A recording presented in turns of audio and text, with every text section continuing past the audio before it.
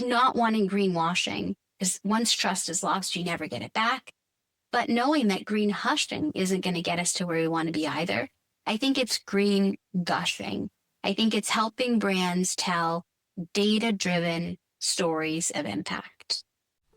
Hello, food chain. This is Sharon Cittone, and I'm a food tech junkie and innovation nerd who loves a good story. This podcast combines all of my favorite vices into a deep dive about the problems our food system faces and the visionary people working on solutions.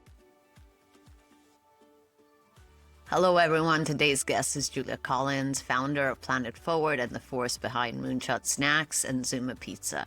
She's a leader on a mission to decarbonize industries, not just the food industry, through data-driven innovation and storytelling. And she's not just rethinking what's on our plate, she's redefining a path to a cooler planet and proving that better food systems can mean a better future for all. Are you ready? Here we go.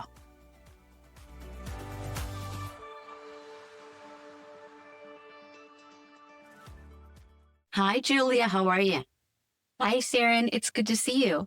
Good to see you. I'm excited about this conversation. You have such a fascinating journey that took you in many different directions. So I just wanted to learn a little bit about your past endeavors and the turning point, I guess, that led you to PlanetFWD.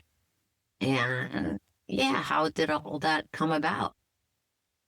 Anna, I mean, I'll say I've always, like many people in the food industry, been driven by a desire for nourishment, for my own nourishment, and also to nourish others. I think that's probably the through line across all of the work that I've done, whether it was building robotic kitchens or launching Moonshot Snacks or running a food truck in New York City. It's always been about, one, seeking nourishment for myself, intellectually, spiritually, emotionally, and physically, and also nourishing others.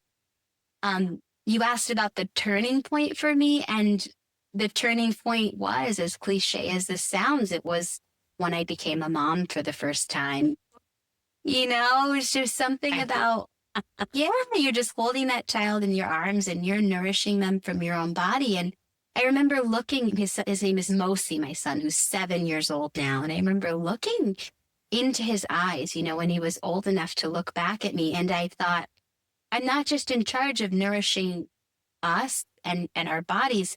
I'm actually in charge of nourishing the planet that you're going to inherit, you know, and that amplified my ambition. It widened my aperture. It really was a watershed moment for me to say, all of this work that I've been doing in restaurants and food trucks and, you know, food tech is interesting, but what's it all for if I can't put it to work to try to solve I think the bigger issue, which is how do we nourish people on a planet that's also aligned and in nourishment. So it really was the birth of my son that made me want to use everything that I knew about storytelling and supply chains to just tell a bigger story.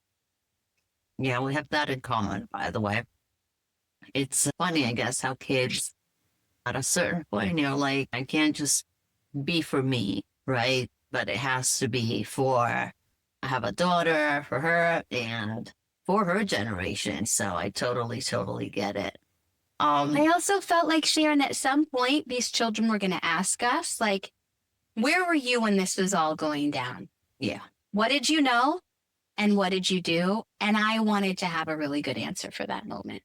Yeah, it's important because my daughter is older. She's already asking that question and she's very mission driven, right? She grew up with me and all she wants to do is do better for people, for planet, which is great to see that, you know, you try to pass on that little torch.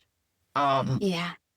With PlanetFWD, your mission obviously is to decarbonize the food system. And I want to touch upon that, but also on Regenerative and what you did with Moonshot Snacks. And there's a lot to say. And I think the critical questions I always ask myself is, why aren't people more aware of the impact that the food system has, not just on our health, but also our planet, right? Everybody just talks about the usual things, and food just becomes something that, yeah, you go to the store, you get your whatever food. They don't understand that impact. So where do you stand on this, and what did you try to do about it?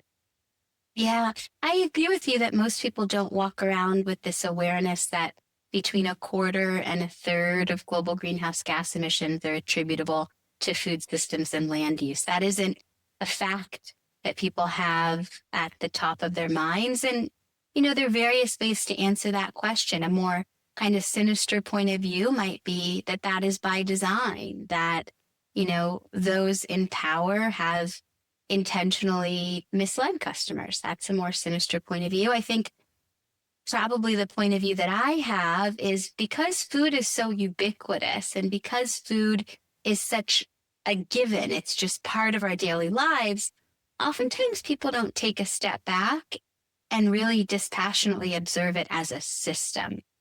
People experience food as something that's integrated into their daily lives, and they feel that they know. And so it can be hard to take a step back and say, maybe I don't know everything here. Maybe I have to rediscover. The other thing that's challenging is, this idea of like choice architecture and people wanting to have agency and choice, but really being bound by kind of the choices that exist within their framework, right? And so if what is available to you is limited, then you're making choices within those limitations. And so to some extent, the commercialization of the food industry and the systems that the average consumer is operating in can put a little bit of a narrow frame on what they're able to do in terms of choice and exercising their rights. I think it's why brands, especially small brands, are so important, because small brands, by their very nature, are designed to push up against what exists. They're filling in gaps. They're disrupting categories. They're telling new stories. They're bringing new products into the market. And so these small brands, these startup brands, these disruptor brands are really changing this idea of what people can choose. So I think it has a lot to do with the fact that because food is so ubiquitous, it actually makes it harder for people to take a step back. And even when they do take a step back to try to make a different choice, they're kind of bound within the framework of what already exists. That's why innovation is so important. And that is what we tried to do, or did really well, I think, at Moonshot Snacks. Yeah, because obviously when we talk about creating better for you brands where you're sourcing materials correctly, ingredients correctly, and it's not just about the storytelling, right? But it's about what in reality your brand really is what. And I see that there's different challenges. There's people that are really into this sort of better for you products, and there are people that would really like to, it's a question of affordability, can't reach those better for you products, whether they can't spend the money or they live in places where that is not available, or live in places where luckily everywhere you turn, you can have, good food because it grows around you. So it's true. Like, how do we, it's a big question, but how do we narrow the gap? How do we bring good food, to all people? How do we make it more accessible? And I'm looking at, for example, what's going on in the US right now, where you have, yes, the MAHA movement with all its craziness. You have innovation. You have a war with innovation in a way. And you also have these disagreements between people that are innovating and very traditional sort of mentality. And everything is at a point where nothing is more important than change right now. How do we align, in a way, all these very complex things that are going on and actually try to do something that works? Because that's a question I ask myself a lot. Like, I often say, okay, maybe if we bring people together to work together to figure out what the problems are and to work on solutions. But how do we bring all of these people in a journey where at the end of the day, the bigger brands and there is a lot of corporate interest and whatnot might not always be on that journey with us, if that makes sense. It does. I think what I hear you saying is, although there are pockets of action, there are many people who don't have access to healthy, delicious, nutrient-dense, affordable food in their communities. And how do we fix that? And I think the uncomfortable truth for me is there's no way to really solve the question of access without solving the issue of decolonialization. You know, there's a lot of sort of, there are many well-intentioned people who are attempting to design a solution for another set of people, as opposed to looking at ways to give power to people on the ground to build their own solutions. Yes. I live in San Francisco. I live very close to Clement Street, which is one of the most robust diasporic Asian communities in the country. It is an absolute cornucopia of deliciousness, freshness, and diversity. You can't walk 2 feet on Clement Street without picking up a delicious mango or a fantastic durian. There's fresh produce, there's packaged foods that are affordable, and it is a really thriving community, all based on food. And it's not a community where we have a big grocery store or a big box retailer that's taking up the majority of the market share. It is all small businesses, farmers markets on Sunday, operating in this wonderful community-supported area. And it is because the city of San Francisco has created subsidies so that rent's affordable. It's because the people of Clement Street and the inner Richmond have the power to build the food system in their own likeness. And ultimately, I think you'll see the health outcomes in our neighborhood, the joy in our neighborhood, the safety in our neighborhood, the connection in our neighborhood are all linked to the very fact that the food system was built and designed for the people, by the people. So as much as I feel encouraged by organizations and NGOs and people in the private sector who want to design something, a solution for another set of people, I think the better question is, how can we actually fund people on the ground to create their own solutions? Because there is no broad brush that we can paint and solve everything for everyone everywhere. I think the best and most robust solutions come from the soil, come from the ground up. Yeah, that makes a lot of sense. I think maybe it's also the reason why at times there's this disconnect maybe between food tech companies and its consumers or policymakers, because it's like, well, what do you know about what our values are or what our experiences are through food, right? You're Right. in a lab, you're building something that makes no sense to us. And in reality, Right. Ask the farmers what they need or ask mothers what they would want for their children. So that definitely makes the most sense for me. So you mentioned before Moonshot students, and obviously through that, like also talk about regenerative agriculture, which we have seen this very huge trend, which is emerging now, but there is nothing new about, crop rotation or, very old practices that you sort of put together. But how does Regen Ag, what role does it play in reducing carbon footprint of products? And how does your company embody these practices? Yeah, well, I'm so glad that you acknowledged and believe, as I do, that regenerative agriculture is a new name for a very ancient practice, which was for humans to work in concert with nature as an extension of and not separate from nature. Indigenous people have been managing the land in a way that is fruitful and regenerative for millennia. And so there's nothing new about regenerative agriculture. But I also understand that within the time that we live in, naming things and defining things is a way to create markets. So as much as I believe that regenerative agriculture, there's nothing new about it, the term has been important in being able to focus markets, premiums, investment, legislation in the direction of ways of growing food that are better for everyone, better for our soil, better for our health, better for the farmers.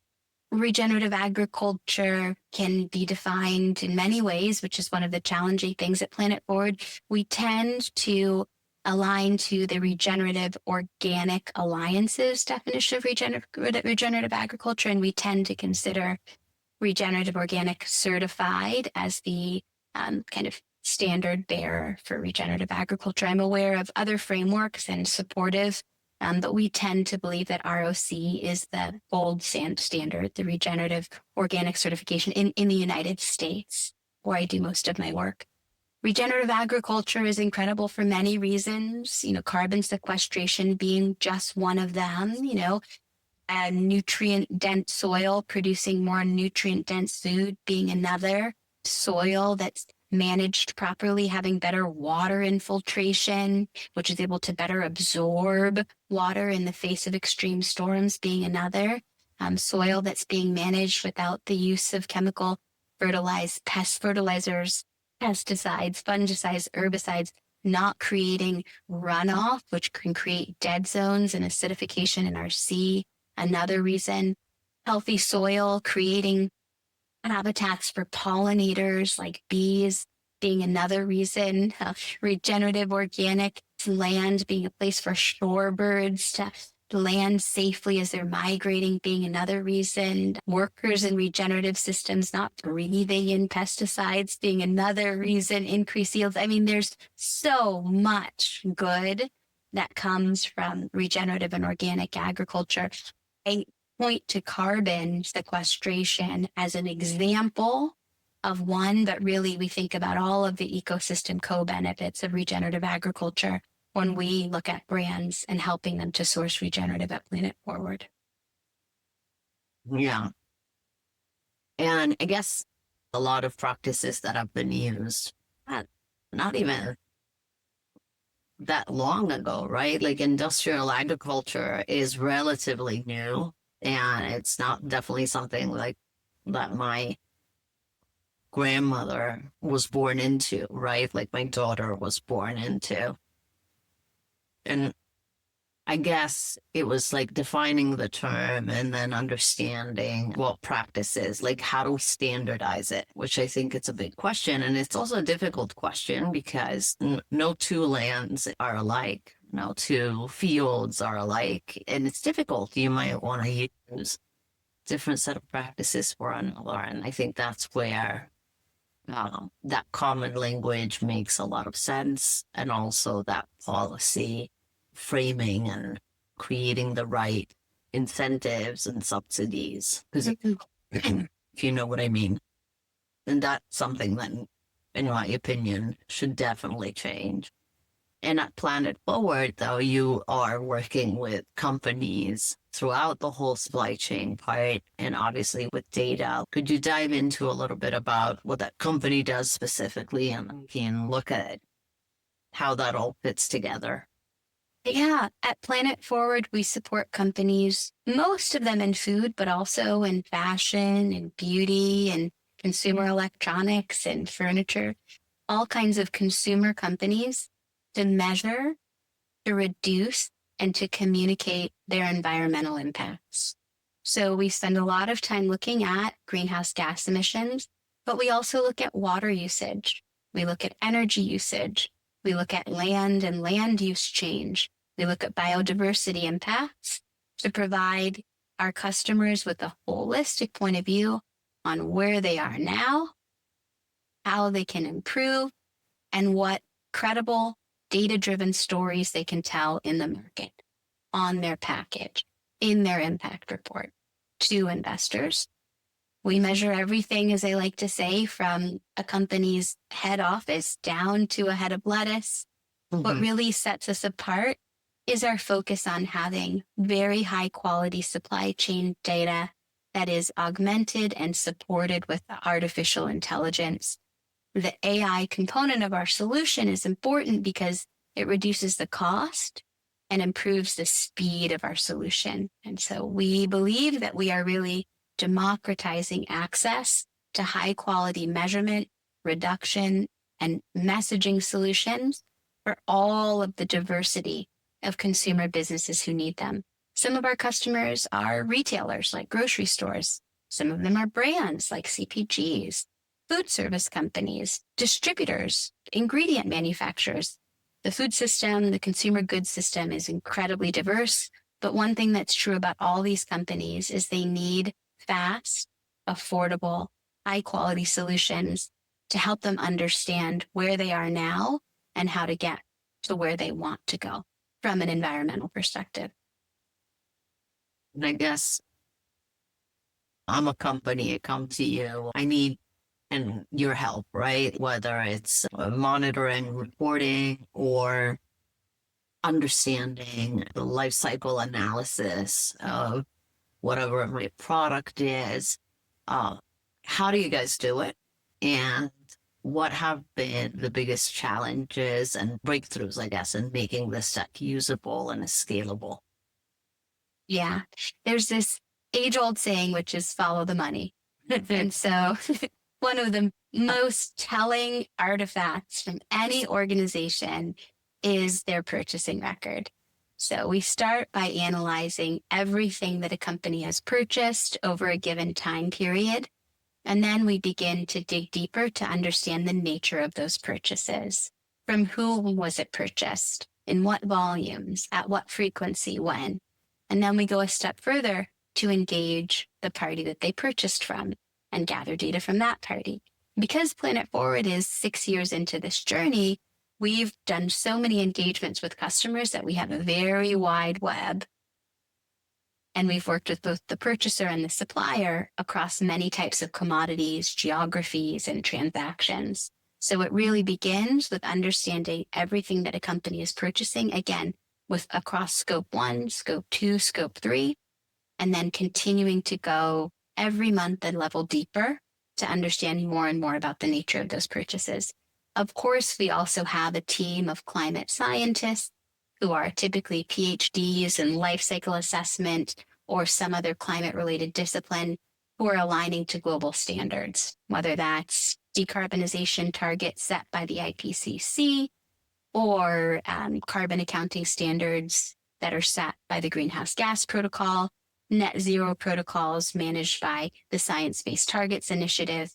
But in addition to having a fantastic database, we also have a team of scientists who are advising our customers and making sure that our data, our methodology, and our technology are all aligned with the global standards, which gives our customers more assuredness when they are making claims or telling stories in the market. And that assuredness is very important. Assurance, I should say, is very important. Yeah, definitely. And what are some, I would say, areas that maybe are overlooked? We have all these sort of digital tools that look at, let's say climate solutions and the food systems.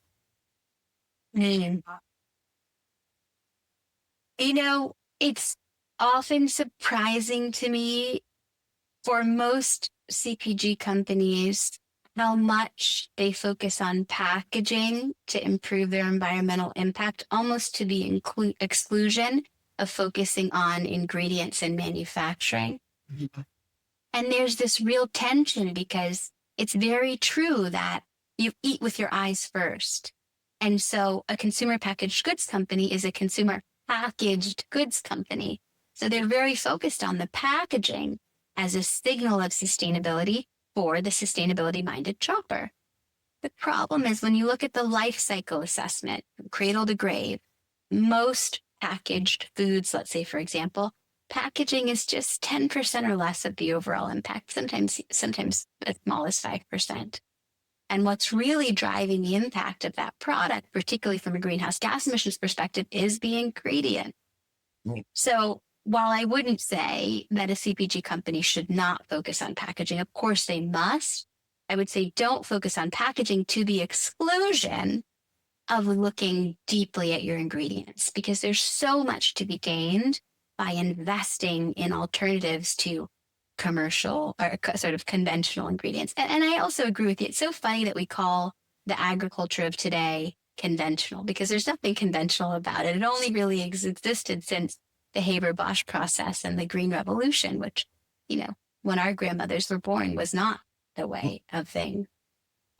So we love working with companies to source regenerative and organic alternatives to conventional ingredients, or to work with their suppliers to implement renewable energy at their manufacturing plants, or to look at ways to implement upcycling into their ingredient deck, or to look at ways to use ingredients that are lower impact across many different metrics. But, until you've actually done the analysis, it's very difficult to understand what's happening, even in your own supply chain. Carbon emissions they're very hard to conceptualize. If you ask the average person, what does a kilogram of CO2 equivalence look like? How big is it? Is it this big? Is it this big? Is it this big? The size of a city block? Like, what's the kilogram of CO2 equivalence? And that is the core metric that we use to measure greenhouse gas emissions. That's true for a consumer at a grocery store, and it's true for a product developer within a company. That's true sometimes for the CEO of the company. Nobody really has a good carbon intuition. And that's why it's so important, whether it's PlanetFWD or some other company, that you have somebody outside of your organization who's doing that analysis for you to show you where your hot spots are, to show you where the opportunities are for improvement. I'll say another impact that can be very fruitful, both from a cost-saving perspective and an impact improvement perspective, is shipping. We worked recently with Bragg. They make apple cider vinegar and liquid amino acids and fantastic yeast, which as a vegan, I eat every day. Their nutritional yeast. And we worked with them to identify opportunities to reduce their carbon emissions by 12% and reduce their costs by about 30% by moving from air to rail for some amount of the apples coming through their apple cider vinegar supply chain. And they had been running that business very successfully for a long time, but sometimes it takes a team coming in from the outside and supporting the operating team to say, hey, let's take a second look at this particular process or this particular ingredient. Yeah, that makes a lot of sense. And I think also, you have those companies that are truly committed in making that change. Then you have companies that maybe have to, whether to get incentives or because regulations change. And then obviously there's a lot of greenwashing. And now you have also a lot of distorted media. So how do we make sure, how do we combat that? Like, how do we stay true to the truth, first of all, with consumers? And how do we effectively communicate, I would say, that environmental efforts are being done, without falling into this sort of trap? Yeah. In the spirit of being accurate, I want to correct myself on Bragg. It was a 14% emissions reduction, and it was moving from truck to rail, just so that we have those facts correct. Well, here's what I'll say. When I first got into the business, the sort of food and sustainability business in 2019, I frankly did see a lot of greenwashing. And it shocked me and it scared me. Now in 2025, my bigger concern is actually green Gushing. Brands who are divesting from the very important storytelling around sustainability. When I ran Moonshot, my snack brand, which I sold to Patagonia, we had a regenerative agriculture definition in our package. We worked with our friends at the ROA. We worked with an incredible indigenous leader named Dr. Kutcher Riesling Baldy. We worked with many to create that definition. It was hard, right? You only have so much space on a little box of crackers. When we surveyed our customers, 48%, almost half of our customers said, I learned about regenerative agriculture from your box.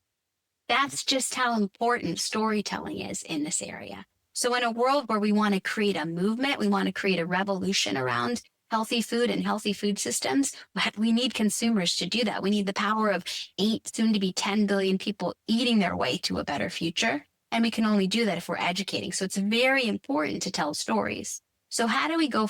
What's the kind of balance between not wanting greenwashing? Because once trust is lost, you never get it back. But knowing that green hushing isn't going to get us to where we want to be either. I think it's green gushing. I think it's helping brands tell data-driven stories of impact. It's a little bit like a peanut butter and jelly sandwich, the data-driven stories of impact. If you're just telling a data story, if you're just putting a carbon label on a product and nothing else, that's sort of, Sharon, like serving somebody a peanut butter sandwich. You know, it's very protein heavy and substantial, but it's just dry. It's dry. There's no magic. They're not going to come back for seconds and thirds. And if you're just telling a story with no data, that's just like feeding somebody a jelly sandwich. It's sweet, but it just leaves them hollow. You need the data and the story and the storytelling working together to create that delicious yet robust story, that peanut butter and jelly sandwich of a story for customers. So data-driven stories of impact is the way of the future. That's the way to build a movement. Moving from greenwashing to green hushing to green gushing is where I hope our industry is going and where PlanetFWD is supporting our customers. Oh boy, there's so many questions I could ask you, and I would keep you for hours. You mentioned you're a vegan, and we're also talking about having that one shot with consumers, right? And if we look at alternative protein movement, like sometimes I feel we're talking just amongst ourselves, which we understand, but how do we reach different people? Like farmers, right? Where I always say alternative proteins are a great opportunity for farmers to really diversify protein production. They are a great opportunity for consumers to taste new and exciting products. It's not a war on agriculture. It's not a war on the big meat lobbies. It's just a question of creating better products and using maybe even different agricultural streams and producing and generating more value. And this is a complex conversation. I mean, just last week, I think, upside one, it's battle in Florida. Here in Italy, there is a ban on cultivated meat. All the labeling wars with plant-based proteins and the wars with processed foods. I'm not an advocate of ultra-processed foods. I think that one should know the difference between them. And so we find ourselves in a particular moment in time, I think, where definitely that segment of this food innovation space has taken a hit. But it's also, in my opinion, one of the major solutions for a more sustainable and a resilient food system.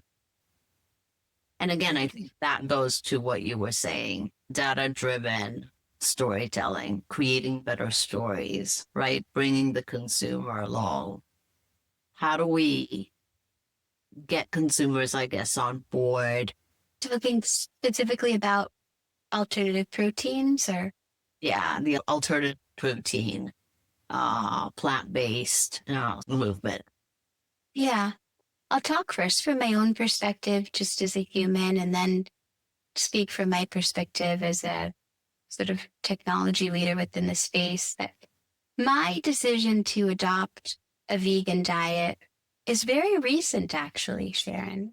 I'm 46 years old now. This is something that really I felt called to when I was 45. So after giving birth to my 2 children, breastfeeding for about 28 months, So it isn't the way I've lived most of my life. I've been intermittently vegetarian and plant forward for most of my life, but I would never say that being vegan is the solution for everyone everywhere during every phase of life. To the contrary, I think actually from the perspective of somebody living in a woman's body, your body changes every 7 years. And there's a new way that you need to think about your own health and wellness.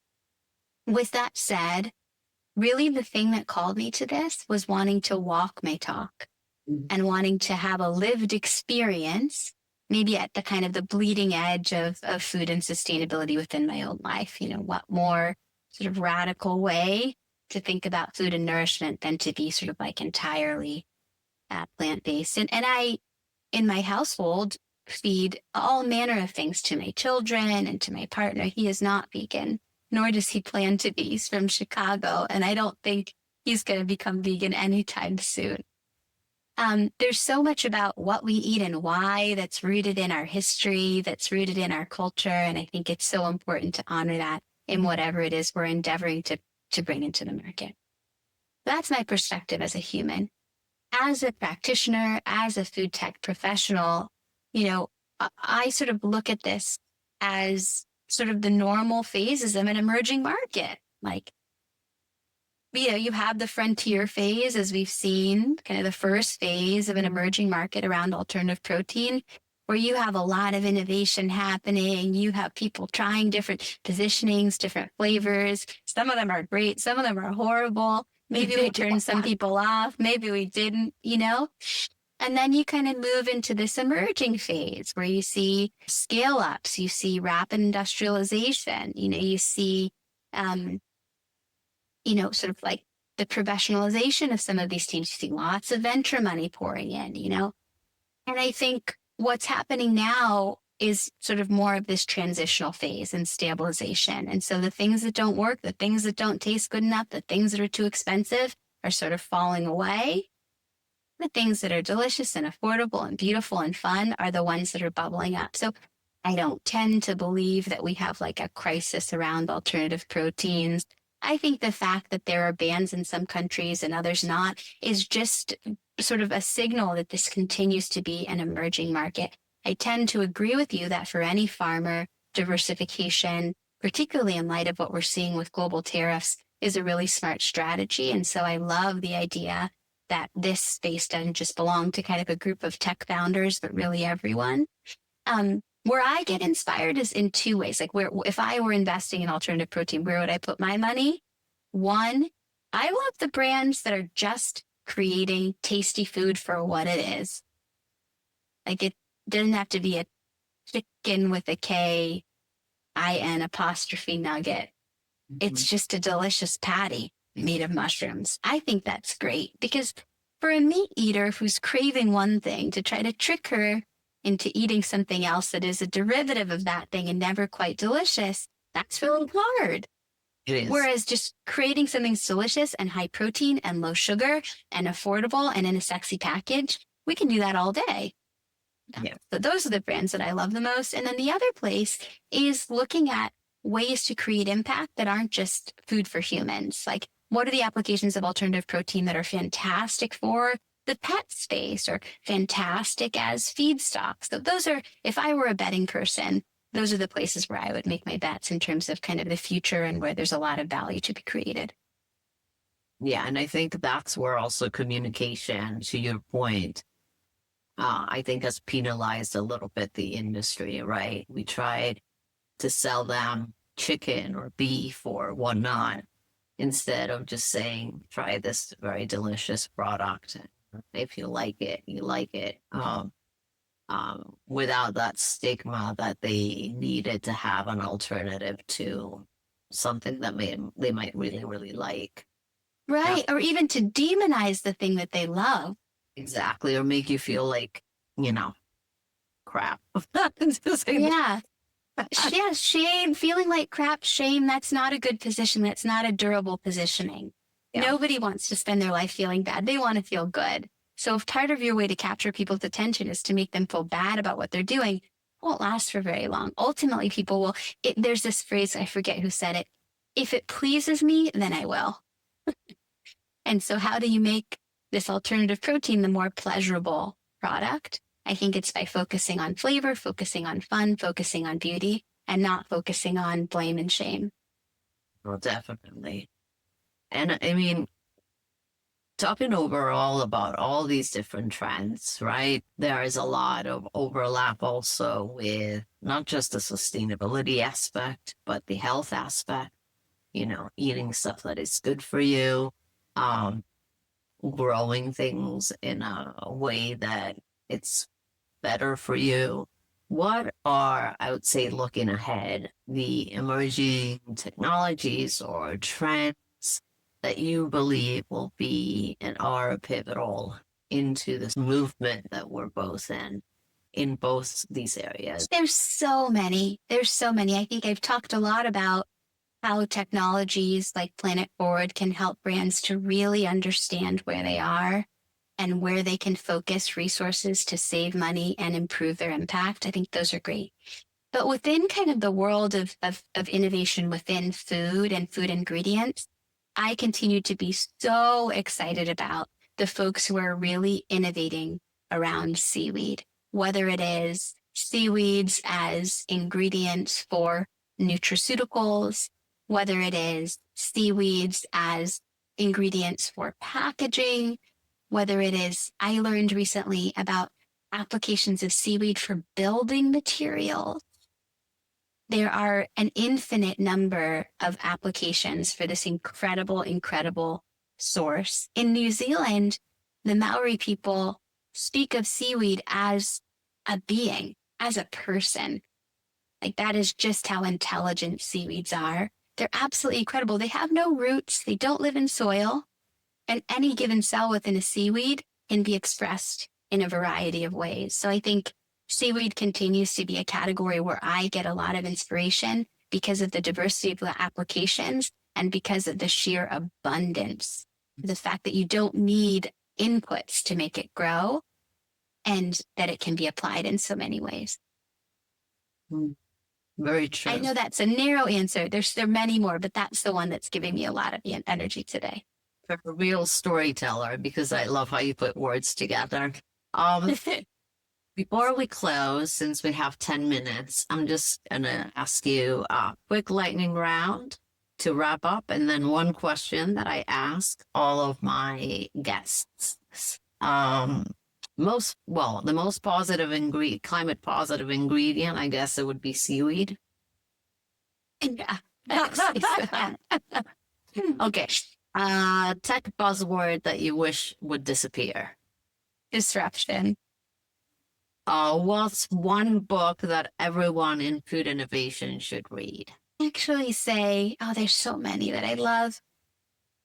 I'm torn between Braiding Sweetgrass and What If We Get It Right?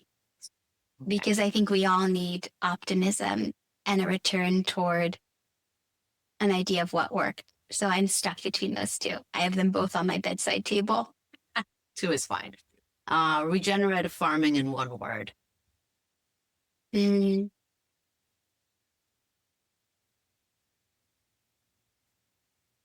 Understanding that people are not separate from, but inextricably connected to land. And this is more of doesn't have to be one word. If I gave you a magic wand right now and you could change one thing, what would it be? I'm not going to say what I want to say.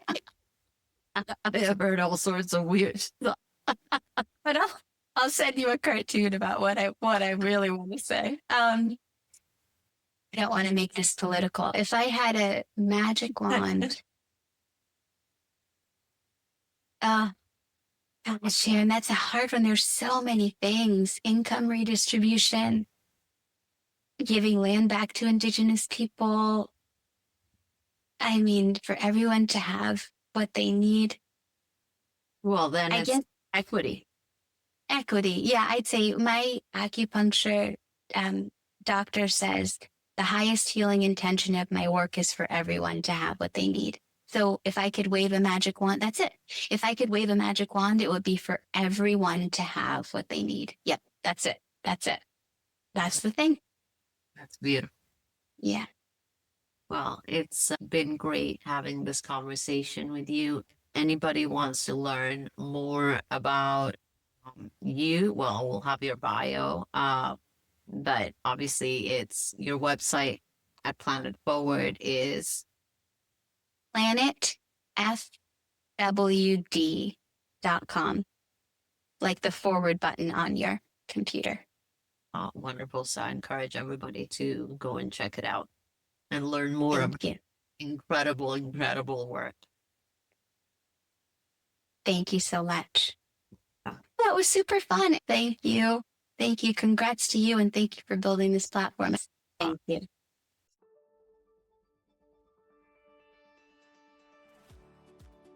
Want to deep dive into food innovation? Subscribe to the Food Tech Junkies series. Tune in and listen to the industry's champions, whose mission is to reinvent our future by collaborating and disrupting the status quo as a way to rebalance our planet and our daily lives. For more great food and ag tech content, visit our website at www.edibleplanetVentures.com, and don't forget to follow us on social media.